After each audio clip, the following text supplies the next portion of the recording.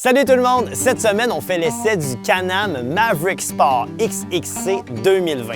C'est Denis Lavoie, chroniqueur chez Infoquad.com, qui en fait l'essai. Denis, qu'est-ce que t'en as pensé? Can-Am, en nous présentant ce modèle-là, voulait avoir une machine qui est plus de spécialisation, haute performance, avec une suspension plus évoluée. Contrairement au modèle DPS qui, lui, c'est un modèle monsieur et madame tout le monde, si on veut. Alors que le XXC est un modèle où on va avoir une suspension. D'ailleurs, on le regarde, il est beaucoup plus imposant. C'est impressionnant parce que le cockpit est la même largeur, mais c'est réellement au niveau de la suspension. Les bras de suspension sont plus longs, on a plus de débattement, puis le véhicule est quand même 3 pouces plus haut. On a le Rotax 1000R qui développe 100 HP.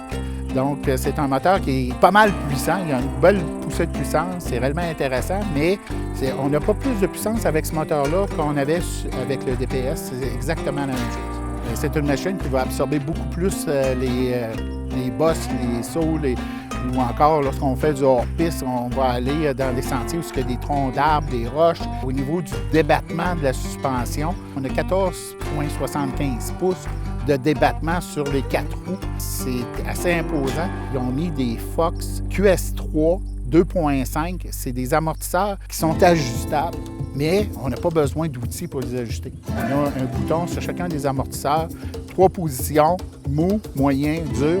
Fait que selon le type de sentier ou le type de terrain qu'on va aller, ou encore le type de conduite qu'on veut adopter, on vient ajuster ça.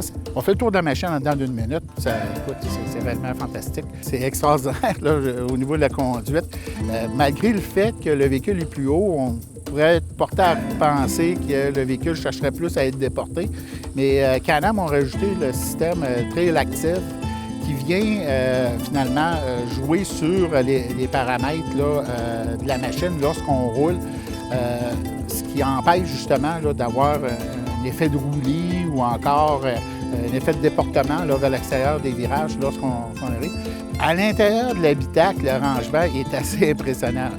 Vis-à-vis le passager, on a un coffre arrière, l'équivalent, un grand coffre profond, large.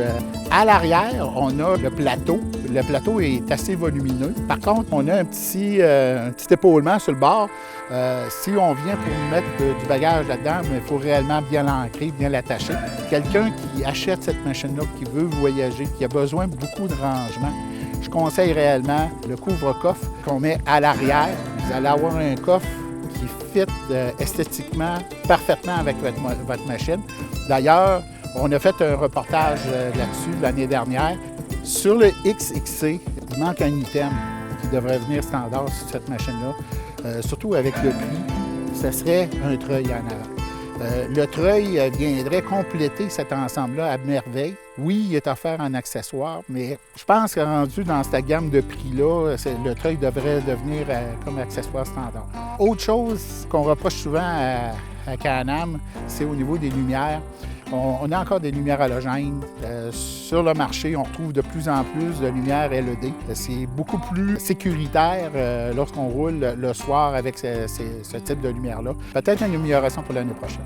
Pour les gens qui veulent prendre des randonnées, qui ne posent pas leur machine, qui le font à deux, qui voyagent beaucoup, le sport est réellement une très bonne machine. Mais ceux qui veulent avoir un petit peu plus, avoir une meilleure suspension, être capable d'aller négocier des terrains plus accidentés, je dirais, aller vers le XXC, là, vous ne vous tromperez pas. Moi, j'ai du plaisir avec ça. La machine, ça répond numéro 1. Puis c'est ça, Max, quand tu veux, tu viendras l'essayer. On va avoir bien du plaisir ensemble.